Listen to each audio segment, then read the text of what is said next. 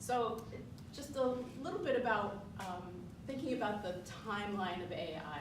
So we were in the era of narrow AI.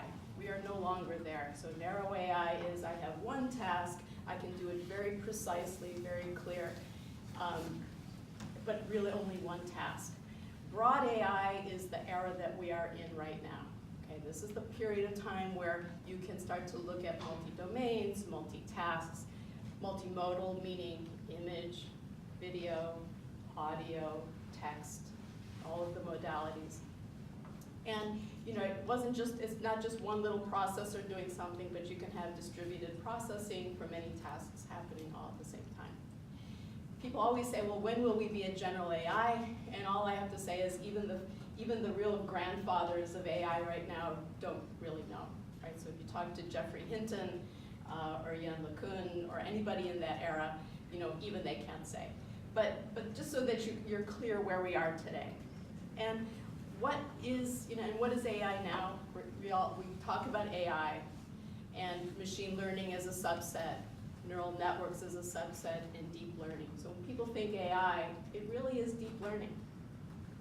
And the three components that are really happening today is that it's because of that network structure. We're no longer in the era of databases with very sort of rows and columns of very structured data. These are much more data that has lots of relationships to each other in much more complex data structures. We didn't have the compute power before, but now that we have data, algorithms, and compute, the ability to really push AI forward. I think these are things you know. But I think one of the important things here is to look at the curve of what happened in time.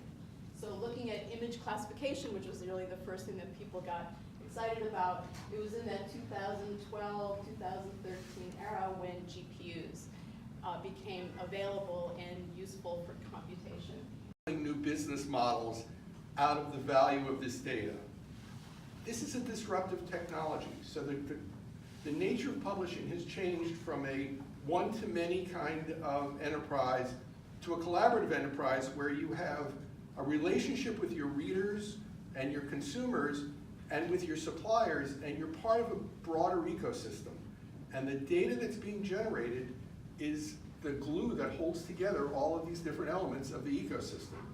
So it's about a lot of different things. It's about how do you instrument it, how do you make it accessible to the people who need to see it, whether that's on the business side or the editorial side of the business.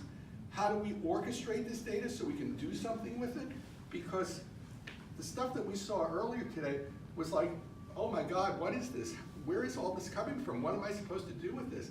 It's completely overwhelming. So we have to put it into something that's useful. And then how do we integrate it into our business in terms of how we develop new content and how we sell that content to our audiences and to our advertisers? How do we monetize this?